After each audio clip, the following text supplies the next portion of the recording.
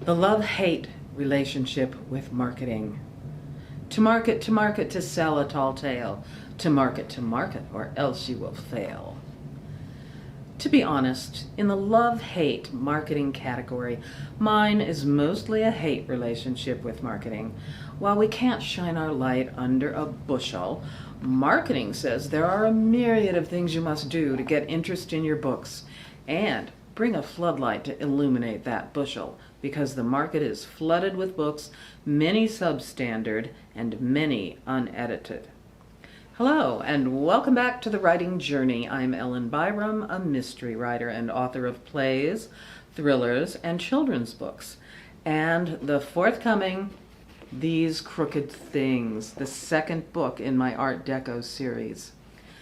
In these videos, I comment on all things writing, but I won't tell you what you have to do, what you must do, what the 3 vital things to success are, or the 10 plot devices that are critical for a bestseller, because does anyone really know? Something you write is set upon the wind and may catch the zeitgeist of the moment, or it may not. It may plod along like a tired old turtle, or in the most dismal prognosis. You write something fabulous, but it is not destined to be discovered for 50 years after you're dead. That's cold comfort, but it's not comforting at all, is it? I am at that stage in the writing process that I must market my book. Everyone says so, and to tell everyone about it, to shout it from rooftops, to fly banners from planes. To be frank, marketing is exhausting. And if you didn't already know, writing is even more exhausting. There are times you can't stay awake at the keyboard, and you can't sleep because the muse yawned and woke up in her midnight moment to whisper a plot point to a new character or dialogue you can't resist. She does not keep normal hours. Obviously, I am thinking about this marketing business because my new book, These Crooked Things, comes out December 15th. Subtle, right? This features the cover art by Kate Lamore and the design by Robert Williams. Also, I have postcards if you need one.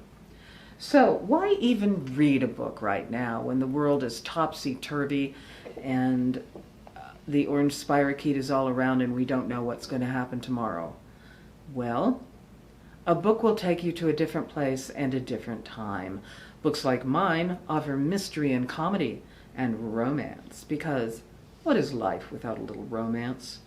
Because I am an independent author, I tend to have many tasks in addition to the usual writing, editing, copy editing, cover art, and so forth.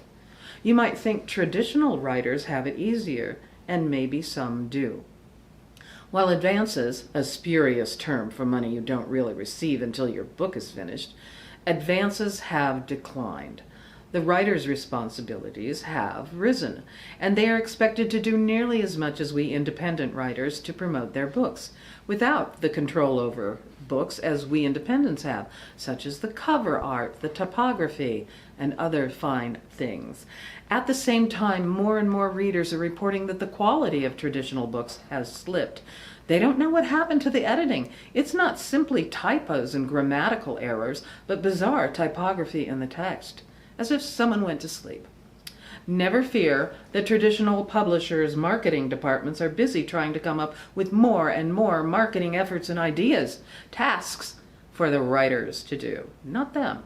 These include collecting email addresses, putting out newsletters, arranging for their own book signings, and initiating Zoom book club meetings, attending meetings and conferences on their own dime. Publishers issue helpful reminders about how many social media platforms you can connect with. Check out Reddit, maximize your podcast guest appearances. Don't attempt to write to the latest trends, but do it anyway. Fast, really fast. Connect with online creators and influencers. And by the way, have you considered YouTube? The traditional publishers also highlight what they are doing for the 3, the 4, the 5 top authors in the company, not the other ones. The ones who don't need all the extra help and may not write the best books, but the gods of whimsy and huge advertising budgets have pushed them, the male authors, into the spotlight.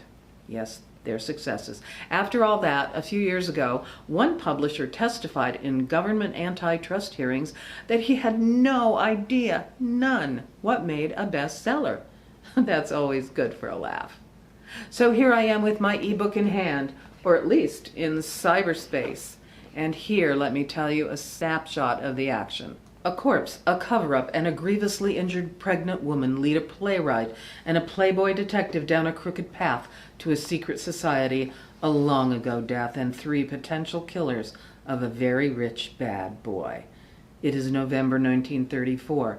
Post-prohibition lingers like a hangover in New York City as famous gangsters fight for headlines with local criminals, Broadway shows, and society sinners.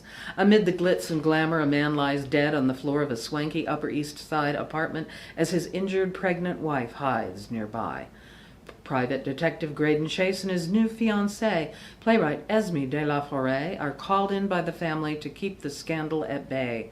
But there's no keeping this crime quiet, as playwright and playboy untangle multiple would-be killers with more than enough motives to go around. It's rollicking good fun.